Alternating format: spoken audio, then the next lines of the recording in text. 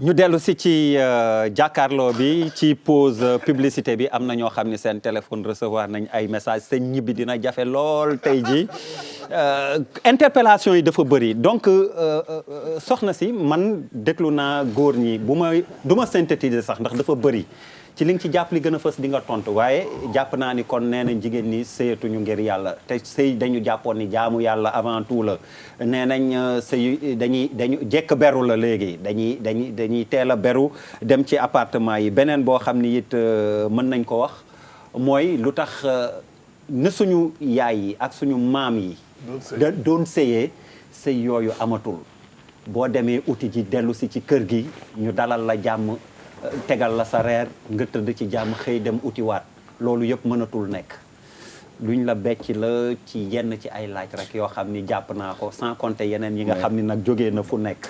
daal da ngeen a bëgg daal nañ ko déglu lay seetaan nag bu baax a baax une société statique maanaam taxaw fenn rek nii nga solee sa xaftaan bii sa lii nga sol xaw ma nu mu tudd ndax noonu lañ ko daan dagge double cabine la waaw. kenn daaw ko daggee noonu xoolal yëf yi dafa sérieux man damay ñëwaat man ci violence. doo tontu. di leen wax ni kay bañ a kaat tontu et puis lu ma leen di tontu parce que affaire bi du dualité gis nga lii sax la ñu war a éviter. dans le couple. exactement. le manque de communication tolérance dialogue wax. dem nga ci sax ba ni léegi wax dëgg waxante. loolu lépp fi ñu dafa manqué ci couple. dafa manqué.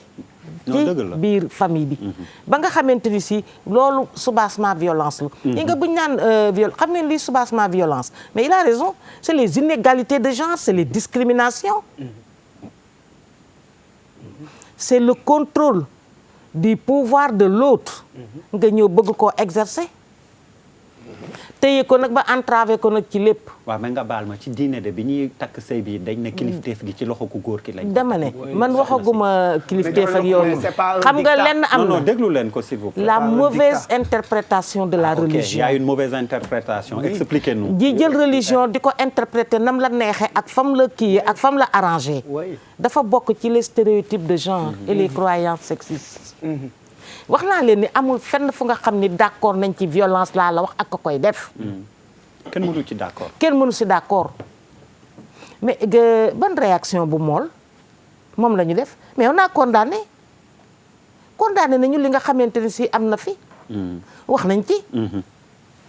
duñu takk nag di ko tëgg ay keseng naan nangam dama ne. dëgg la tuur nañ fi nit acide téye nañu nit ci biir néeg. ñu taal ko ca biir néeg ba jël nañ ñu dóor ko ba damm ko teg ko nële mais jël leen na xam nga loolu sax mooy violence yi nga xam ne moom nga gis violence physique mais les violences morales et psychologiques jël sa comme ni ngeen koy waxee jël sa xel ba nga xamante ni si santé mentale dépression lu nekk nga am parce que conséquence yi violence loolu la que ça soit nag muy ci góor ki que ça soit muy ci jigéen ki mais la góor gay def violence moo ëpp foofu les hommes auteurs de violence sont plus nombreux que les femmes auteurs de violence pecc la nag mu nga xam ne yàlla nañ ci yàlla musal jërta nekk non je suis pas d'accord léegi oui ma poñ bu may teg sama loxo la je vous donnerai la parole pour ça mais bàyyi leen ko mu continuer on l'a interpellé plusieurs fois Charles d'accord Malal d'accord noté naa ko dégg naa ko continuer non wax bi sax daa commencé kii il faut tout de suite wan ko fii kan lay góor ak kan lay jigéen plateau bi moom soxna si continuer waaw man damay continuer sax bul déglu Charles non dégluwuma il faut leen dénivellement parce que man lu may wax dama koy teg man ci yoon non dëgg la dama ne waxuma ni jigéen du def violence. dëgg la. dama ni góor la muy def violence ci li nga xamante ni moom lañ ñu wax moo tax ñu ni gis nga ñëw di ko wax cas ya nga xam ni moom la ñu noppi. moo ëpp fuuf cas ya nga xam ni ñu ngi koy wax. gis nga ñun góor ñi ñëw di wax violence duñ ñu wax ni dañ leen a dóor. et pourtant na ci ñu nga xam dañ leen a dóor. dañ naan daf ma saaga. wala daf may metti wala dafa jékki-jékki dem. l'évitement sexuel également daf ma tere boppam et cetera nangam yooyu lañ ñuy wax loolu lañ ñuy sawar a wax fekk dóor am na fekk na xañ na je ne sais pas xaw ma ndox dóor naam déet mais indi wuñ ko man lu may wax dama ciy duut baaraam dama ciy teg loolu laa la wax waxuma ni violence amul waxuma ni condamné wuñu violence encore une fois mais dama leen ne forme violence yi nga xam ni moom la ñuy recevoir ak cas yi nga xam ni indi nañ ko loolu laa la wax man yi ñu recevoir man laa wax man et les statistiques sont là ba ci dolli moo di ne man dama ne man violence conjugale je reviens encore parce que bi may da ngeen ne lu tax fi mu ne nii violence mel nii ma waxal la lan mooy liiwu violence lan moo lal mais wax naa la ko waxaat la ko wax naa la ko waxaat la ko la répétition et pédagogique nee naa la benn mais mi ngi nekk ci ki nga xamante ni si foo dégg violence rek am na rapport de force am na ku bëgg a exercer pouvoir am ci keneen ki ak nu mu ak ban forme de pouvoir la nag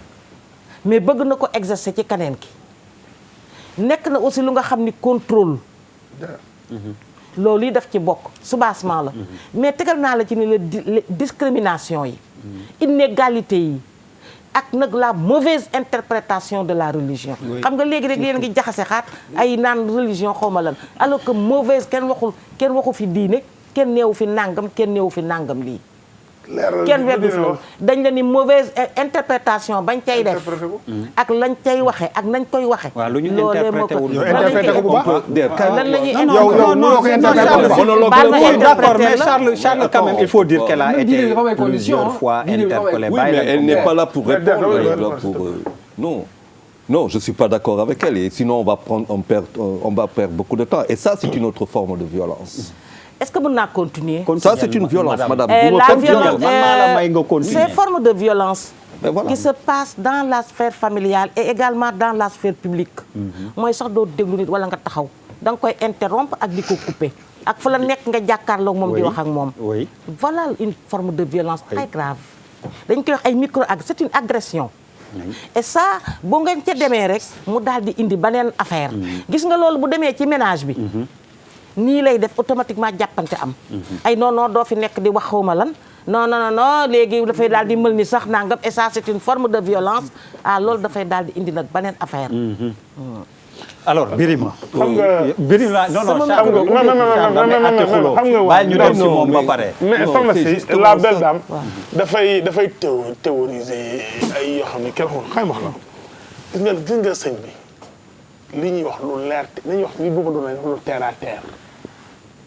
bu jigéen ñi nanguwul jouer le jeu la ñuy signé ca biir bu ñu ko accepté barki yàlla violence jeex mooy gu bari jeex ci réew mi boo nangoo ne nangu boo demee bu ñu la takkee nga nangu ni xam nga fii ku fi takk say waxtaan nga ci takk jabar ñaar takk jabar da nga dem mairie wala nga takk nangu naa polygamie bu doon ñi ko signé ñëpp j'interpelle toutes les femmes yi signé polygamie est-ce que nag nañoo wujju bale kenn nangu ko ci am nañ nangu respecté li ñu nangu non dama ni jigéen ñi signé polygamie nangu ñoo am wujju c'est la vérité. Deuxièmement sëyntu ñu ngir bëggante 60% sëy yi ñuy bëggante am na mais 60% sëy yi intérêt ko laal de mas ma góor ñi naan léegi duma takk cas social. waaw dama yéen de feeñ jigéen mais li mu wax ni dëgg la it am na góor yu naan duma takk cas social.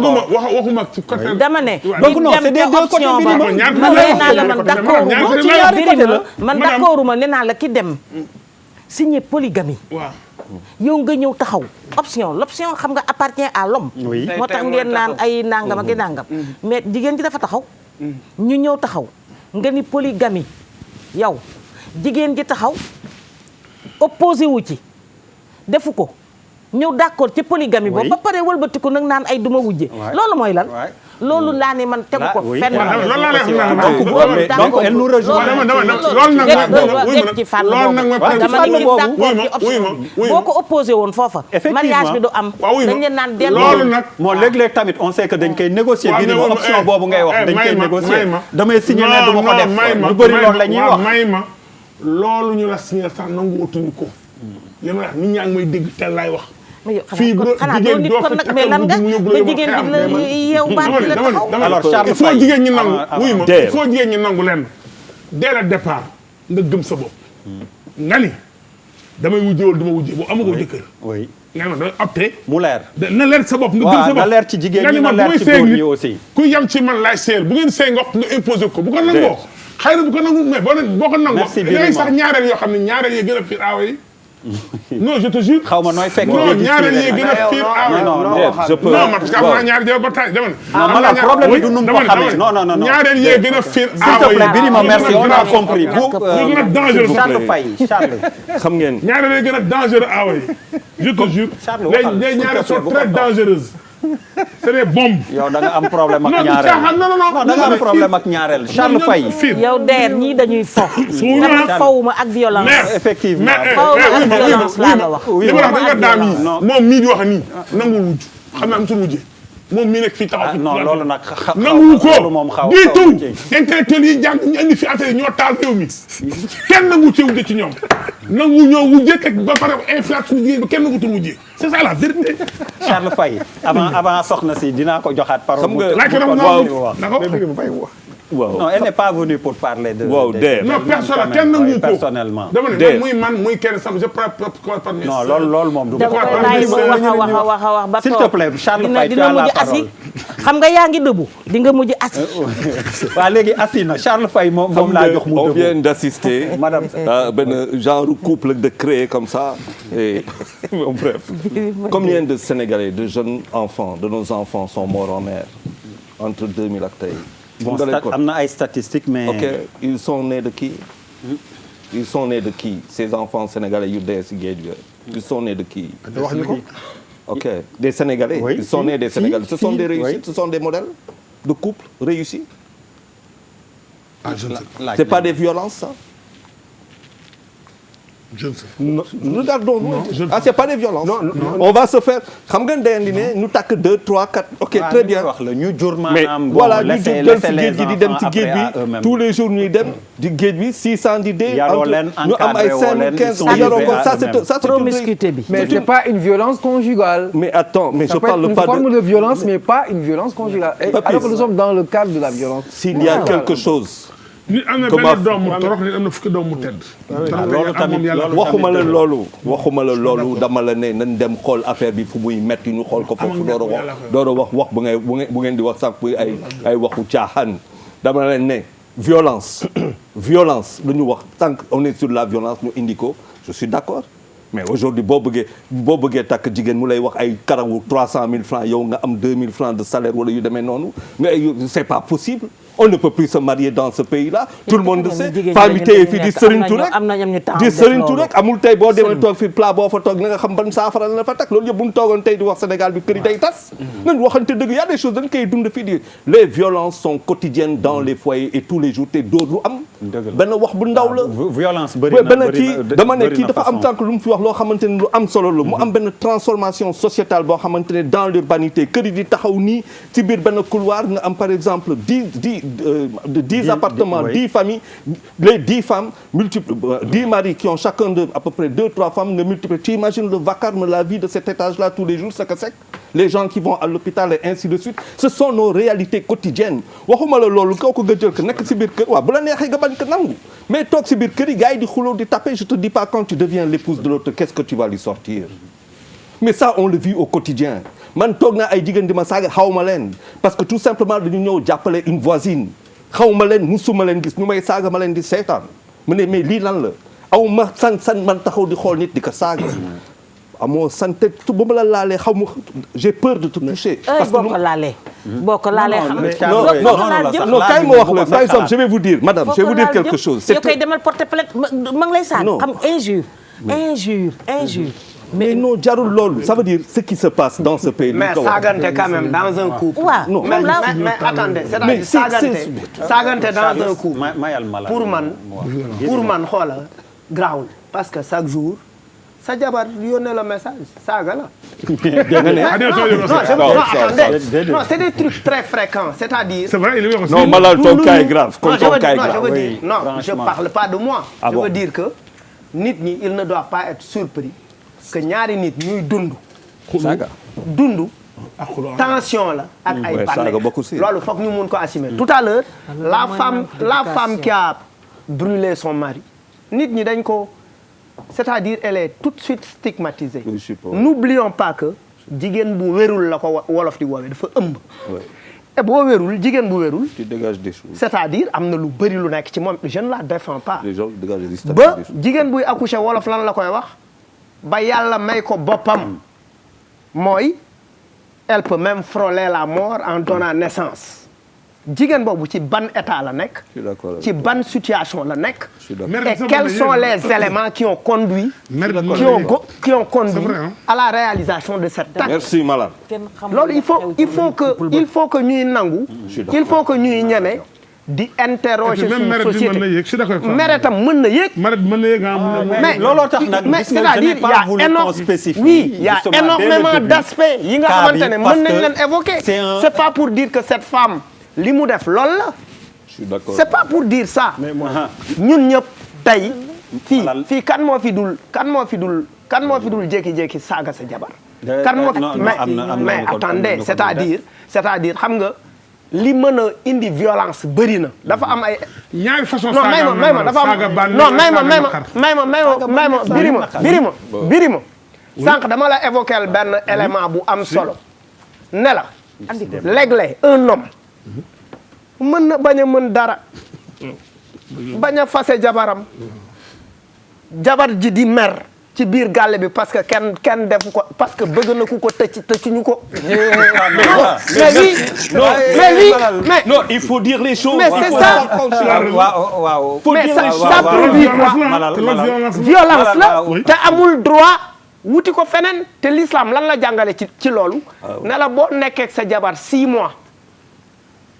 wala boo tukkee 6 mois sa jabar gisu la am na sañ-sañu laaj divorce parce que xam na lan mooy importance su sëy proprement dit ci biir mariage ak ponk yi nga xam ni kii na buuba merci Malal dégg nañ la ak ni nga jéemee wodd wax je pense que kenn ku nekk non pour man kenn ku nekk ni ngay traité nit bi nga nekkal kooku yow yaa ko xam je pense que jusqu'à preuve du contraire normalement war nañu mën a traité jigéen ñi bu baax bañ leen dóor il faut respecter ta femme comme ni nga respecté sa yaay waxaar rek loolu laa gëm non dama ne boo xoolee ne sa yaay jigéen te jabar soxna si jàmbur la yéen a far yéen a bokk li muy wax mais may ko mu waxal ko boppam comme moo ayee wax ngeen doon dégloonte de xañ na léegi dinañ ci mën a damay déglu tirer ay leçons wala ay enseignements yu baax man damay déglu mais man moom kenn du ma déglu ayca bismillah non dama ne ku nekk rek ni ngay gérer yow yaa xam parce que pour man prétexte li xew fële li xew Maris moom la rek mais nañu wax li nga xam ne moom mooy li nga xam ne moom moo ñu regroupé ñun ñëpp moo sonal nit ñi nee naa la jigéen bi dafa émancipé wu dafa am à la base loo xam ne il faut ñu teg ko mooy que l'homme sénégalais 98% musulman la ñu xaw ma 95 yàlla daf ñu def ne ñun dañu war a am ñeenti soxna foofu la problème bi commencé jigéen bi màgg na jigéen bi moderne na jigéen bi am na lu bëri loo xam ne nangootu ko mu indi problème bi ku ci wàcc gudd ngoon parce que foofu la violence yëpp foofu la nekk wax pour man honnêtement le sénégalais nit yi bu ñuy dund nee naa nit yi bu ñuy dund kii dina jël fital dóor sa morom kii dina jël essence taal sa morom c'est la nature humaine Sénégal nag saa yu amee benn affaire boo xam ne nit ñëpp foo dem ci àdduna bi démb dama taal Amérique benn nit dugg ci benn boîte dóor fa 11 nit 11 personnes dóor leen nit ñi bu ñuy dund Arabie Saoudite gis ngeen dañu jàpp benn journal yi daggate ko ay truc fekk ko dëkku jàmm dag ko Khashoggi Arabie Saoudite donc nit ñi dañuy rayante nit ñi dañuy fiirante nit ñi dañuy morante nit ñi dañuy violer ñi àddina moo demee noonu moo tax buñ ci taxaw trop parce que fu mu nekk nii ak ni informe kii jumtukaay yi xarala yu bees yi lépp lu xew lu daan xew sax il y a 10 ans buñ ko génnee da ngay foog ni tey rek lay doog xaw fekk yàgg na xew mais par contre c'est quoi lan mooy aujourd'hui statut le couple sénégalais il y a l'homme qui peut avoir plusieurs et la femme qui doit se contenter de ça qui doit l'accepter moom laa lay wax ni sinon lépp li nga xam ne royukaay la ñu jëlee ko ci suñu yaay yi jëlee ko ci suñu maam yi nañ ko jël teg ko fële ak suñu sëriñ wax parce que boo seetloo pas waaraatekat bu la fi waar pas sëriñ bu la fi waar ba waar la suñu jigéen yu njëkk ña nga xam ne soumission foofu la yem on ne demande pas aux femmes à toutes les femmes ñu am peut-être parce que jamono dox na mais dafa am loo xam ne c'est essentiel il faut qu'on accepte que ñun les Africains là les gens ils ont envie d'avoir des femmes ils ont envie di nga ku ci sa jabar ku fi wàcc 8 heures sa jabar defal rek ku fi wàcc 8 heures sa jabar tegal la reer nga ne ko damay génn mu ne la ban yére ngay sol mu defal la ko passé ko ba kii ne la demal nga ñëw du la laaj foo nekkoon kër googu jàmm moo fay am 90% des problèmes c'est parce que les gens dañuy bëgg dem donc la femme exige aujourd'hui li mu bëgg exiger ci am te dafa am beneen cas bu am aujourd'hui ñun ñi dëkk fii yëpp xam ngeen que ni il y a un énorme problème de mari de jëkkër xam nga li ñuy wax ni du affaire caaxaan oui c'est vrai. soxna si billaahi li may wax ni du caaxaanuma dama ne dafa am loo xam ne il faut ñu teg ko ci table bi il y a dafa am benn problème jigéen ñi bëgg nañu sëy te gisuñu ku leen takk parce que de plus en plus les hommes sont monogames mu am benn truc ñoo xam ne suba ba ngoon jëkkër rek la ñuy wut il y a un problème te loolu yëpp dañ ko pour man dañ ko war a considérer waat la femme ba l'homme pour elle à elle seule te léegi te ñii ñëpp kaa yëpp mooy loolu. mooy loolu. yéen ñëpp non man de du ma fi def man di nekk ay élogie polygamie kii monogamie. parce que loolu c'est privé nit ki la. waaw. ku nekk domaine privé nit ki la. exactement moom la option am la. kantaan nag ay. non daanu léegi la nekk option de nekkul woon option avant. defuma loolu man domaine privé loolu nit ci ki la cosaan la buuba option la. laay wax ni nit kaa dem def option. dëgg la. dama ni comme niñ ko waxee rek. ku opposé woon ci option bi. waaw dès le début. malgré que l'option appartient à l'homme gis nga bu ci jigéen bi opposé wu sëy ba du am. oui. wala di leen dem leen bokk. ngeen waxtaan. oui. ba saa yu di ngeen ca d'accord kii. oui. une fois nga d'accord ci nag yow yaa ci d'accord. oui. kooku benn ñaareel ba man xawma luy jëkkër dafa jafeek. jigéen dafa lamba. waaw c'est la vérité hein. c'est la vérité waa gëm leen loolu. dëgg la mais moo nekk.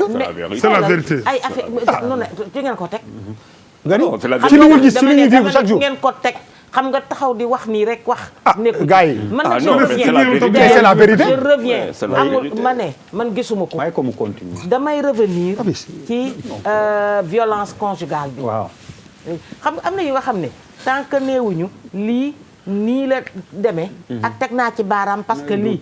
dama ko gis wala dama koo teg. doo ko ma kenn du ko mën a. dëgg la théorie lay doon. état théorie lay doon. te xaw ma loolu nag mooy les stéréotypes de genre. teg sa bopp fu nga xam ni yeggoo fa. ba koo gis rek nga sëy ak moom wala nga wax ak moom. ba dugg ci lu kenn xamul. manque de communication. dëgg la violence ba ne ca kekk. non li muy wax tamit am na sëy yoo xam ni léegi tamit dañ ko yombal trop. man je reviens sur les soubassements des violences. dama ni la ak naka lañ koy saafara. exactement man surtout loolu mën nañ fi surtout ça naka lañ saafara parce que on a plus beaucoup de temps. je ne prends pas prétexte. ni ñu koy saafara soxna si rek defal ndànk rek de damay ñëw. nekkuma ci prétexte ba nga xamante ni si mooy mariste ba. mariste bi am na. mais la loi xam nga justice dina def liggéeyam de. du dégg ngeen ñu ni rek ñu ngi ko taxaw ak noonu. gis nga nul n'est à l'abri nag. violence dañ ko sanctionné. dañ ko sanctionné bu baax. te xàmmeewul góor xàmmeewul jigéen. te ko def dañ koy lu at dafay tegu ca moom.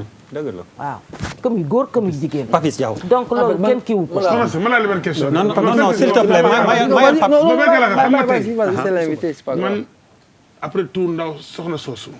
dama koy yónnee pour benn raison. imagine nga benn affaire. sa doom màgg. jàkk na la yaay ana sam papa. nga ne ko dee na. mu ne lu ko rey nga ne ko maa ko taal. est-ce que pose nga question boobu. kon ndaw soxna soosu man li ma la wax dama ci rejoindre. est-ce que benn fuli bu ndaw. nga xañ sa doom ci benn minute xañ nga sa doom yaay xam ko xañ ko papa. tey xale amatuñu papa. mais amatuñu yaay aussi seen yaay. moo tax nañu war koo soigner. moo tax ñu war a ñu war a trouver nag ay solution dëgg la ba loolu du am. dëgg la gis nga violence yi ni mu demee léegi. booba mi ngi koy wax léegi. et il a parfaitement raison. gis nga nii mu demee nii daf ni warta demee. warul demee nii dafa amatul raison mais da ngay xam affaire ba la nga koy soigner da ngay xool. dëgg la ba Charles mi ngi wax sànq ni xoolal la pauvreté la promiscuité. dëgg la gis nga recevoir nañu ay cas de violence yu nga xam ne mais da ngay xool yaay ak baay ak doom. ci benn néeg. est-ce que yéen a ngi xalaat les enfants te yow yaa ngi naan xale ba sax màgg. mais papa ak yaay sax mënoon nañoo dund. toog di def violence les enfants témoins de violence. dëgg la moo gën a méttee man dama ne man solution man laay wax man ak pas solution sax mais lii lan lañ ci war a wax. mooy ngeen nangoo wujj ba nga xamante ni si affaire bi na sa yow. bir ma may ma yëf yi. fu ngeen nangoo wujjee de ay jëkki ki soo ma nangu non Birima c'est vrai il ne faut pas limiter ça à wujje rek. wax na dëgg tamit ay puissance ay mënuñu ko limiter ci wujje rek. naa fi sax ay mots yu nga xam ni yooyu moo xawma lu mu. je suis désolé xam nga li tax ñu def benn thème tamit sax oui ma waa Tivaouane ñi ngi woote tamit quand même Charles on a des contraintes. non dama lay laaj rek parce que je suis un homme Charles je vous ai agressé excusez-moi. mais man doo ma ko laaj. mais excusez-moi bañ a répondre je ne suis pas tenu de vous répondre. mais très bien je réponds non. C'était pour vous dire que j'étais un homme marié et que donc je sais très bien parler de mariage. Parce que ça fait quand même quelques années. Je m'en excuse. Excusez-moi, madame. S'il vous plaît, madame Diouf. Madame Diouf, je vous prie. Mais non, madame, s'il vous plaît. Madame Diouf nga ma wax. Madame Diouf. Madame Diouf. Mais madame Diouf, ne nous disputons pas. Vous êtes ma femme. S'il vous plaît, madame Diouf. Charles, dama am benn contrainte, on doit aller à Tivaouane. Il faut qu'on aille à Tivaouane. Exactement, oui. Oui. Non, mais je moi, n'ai pas madame... pour vous indexer, hein. Oui. Je parle comme ça, indexé wu ma la. Non, amul mais dama la problème. xam nga ci lu ma nekk man fi mu ne nii. Qu'est-ce qu'il faut faire Exactement. dans cette société bu nga xamante ni parce que c'est la folie. naka lañ ciy def. Charles may ko mu wax. waaw c'est important. defe naa ne am na déjà benn. ébauche de solution ébauche de solution. bu mu wax léegi. gis nga violence yi nekk nii. avec kër gi nga xam ni dafay yëngu. avec le chômage. la promiscuité la pauvreté. kenn xamatul kan mooy kan. le manque de communication. koo waxal mu jóg loolu du ay émancipation femme ak man xamal luy émancipation. loolu ci nit ñi la mais koo wax mu tontu la. koo wax mu kii kenn toléreetul kenn. kenn talatul a éduquer. l'éducation à la vie familiale. il y avait des problèmes d'éducation daf ñu amoon ay programmes. d'éducation à la vie familiale pourtant état bi daf koy wax le retour aux valeurs. ñu bàyyi xool leen saagante bi ci ubbi leen rek tuuti rek. les réseaux sociaux dëgg la da ngay am nit doo ko xam violence bi fa am wax nga dëgg Adama doo ko xam te Ève téye ko di ko saaga di ko wax lu nekk di ko inventeel di ko demal sax ba naan ko da ngay def ni yàq tas na sax ay kër xool leen les kii la film yi ñuy tegal à la télé nga xam ne dañ ko jël sax stéréotypé ko tuddee ko ay tur ki ay film porteur de violence ay ñoom seen reggae ay ñoom seen wax léegi xam nga su ma ñëwee di nga xam nangam il y a trop de laisser-aller et de laisser-faire léegi c'est passé dans nos vies ay këppante acide bu ñuy wax defalante lu baax sax dañuy këppante acide dañuy wax c'est vrai un langage oui langage bu kenn xamul bu ba 30 secondes s'il te plaît Tivaouane la ñu war a dem je vous le rappelle pour man base u couple yi mooy lan moo tax nit yi nekk ensemble c'est yëg-yëg les gens nit ñi nekkuñu ensemble pour les bonnes raisons liy motiver nit ñi ñu nekk léegi moom moo changé. voilà moo tax kenn dootu mën a muñal sa morom. su dee waa ji poche bi dis na nga ànd ak moom bés bu poche bi te dootoo ko muñal. bu dee femme dëgg la. c'est vrai bu dee femme bi xees na non xola wuyu ma bés bu amee bu dans 10 ans c'est pas li tax nit ñi mënatuñu mën a muñal dara parce que nit bi soo ko bëgg mënoo ko muñal. li motivé nekk nit yi nekk dëggantaan c'est pas nécessairement de l'amour te looloo gën a bëri. yow jigéen ji di gagner sa vie. non waxuma jigéen góor ak jigéen laa. non mais attends mais bu gagnewul sa vie sax ma nga tëye sa kër. waaw mais non si on avait estimé le travail domestique ba nga xam ne ma ngi koy def ca kër ga. waaw mais non mais non dama ne waxuma loolu de waxuma je ne parle pas de ça non dama ne non mais dama ne la aujourd'hui li gën a bëri ci couple yi góor ak jigéen dama ne quelles sont les motivations vice versa aujourd'hui nit ñi nekkatuñu ensemble parce que dañu bëggante nit ñi dañu nekk ensemble parce que par intérêt moo gën a bëri moo tax kenn du muñal dara moo tax koo wax mu saaga la romb la dem c'est ça le problème bu on a compris alors que base bu njëkk bi war a lal vraiment premier ponk sëy oui mbëggeel la war a doon consentement et mbëggeel oui léegi loolu yëpp mbëggeel moo ko s'il vous plaît madame mbëggeel ba communication yomb Birima bëgguma émission bi ñu coupé ko c'est que ñëpp am alors voilà Régis ñi ngi may avertir dañuy dagg alors que bëgguma ñu dagg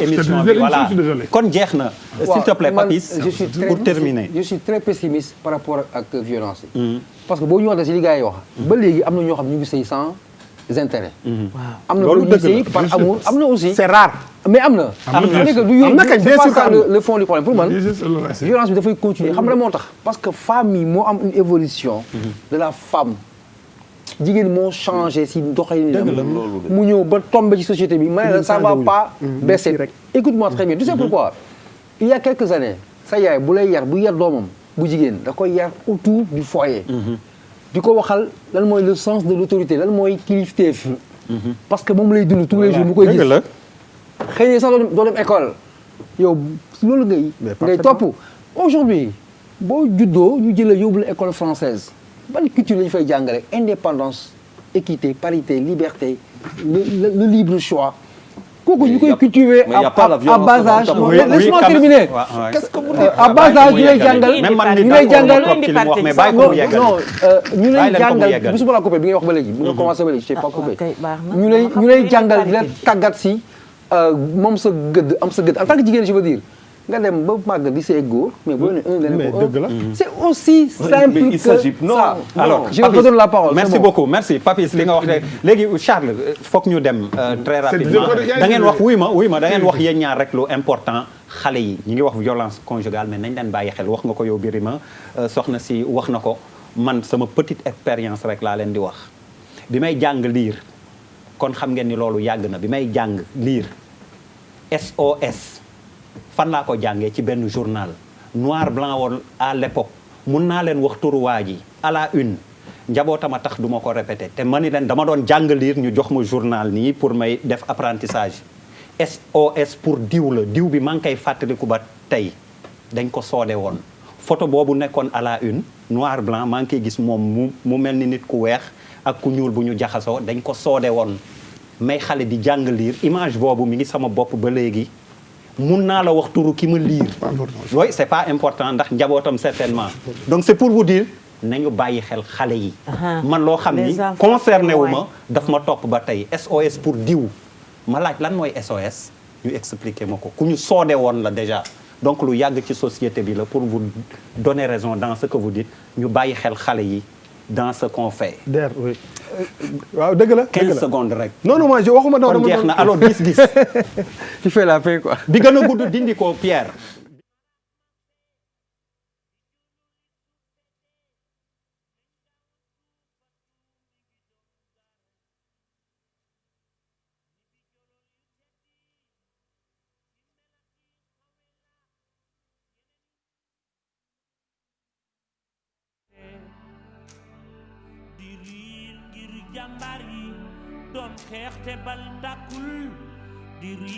gis-gis kon dañ koy leb ba beneen jàkkaarloo bi indiloon leen waxtaanu xew-xew goo xam ni ngeen ko xamee dafa lëmbe jamono lëmbe réew mi ñuy am mbégte ak contentement doon dalal Madame Penda Seck Diouf, présidente comité de lutte contre les violences faites aux femmes, présidente aussi plateforme veille de femmes pour la paix et la sécurité. ñàkkul ba ci yeneen waxtaan dinañ ko gën a yaatal incha allah jërë ngeen jëf ci ànd beeg TFM télévision Futur Média léegi Tiwaawoon la ñu jëm ak bourde bi.